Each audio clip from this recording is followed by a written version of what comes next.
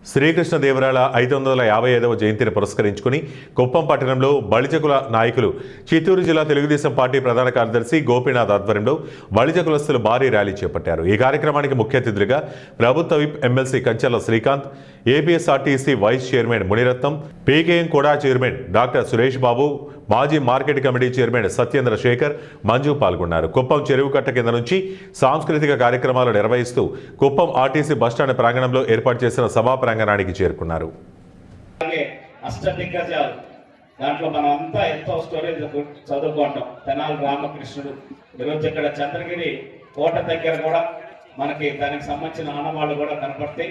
ఇంకా చెప్పాలంటే నాకు మా కందుకూరు పేరు స్కందపూరి సార్, స్కందపూరి, మా కందుకూరు పేరు స్కందపూరి. విజయనగర సామ్రాజ్య అధీనంలో అక్కడ ఉండేటటువంటి సామంతరాజు పరిపాలించేవాళ్ళు. మాది పాంపూర్ రోడ్డు అంటాం, ఒక మెయిన్ రోడ్డు.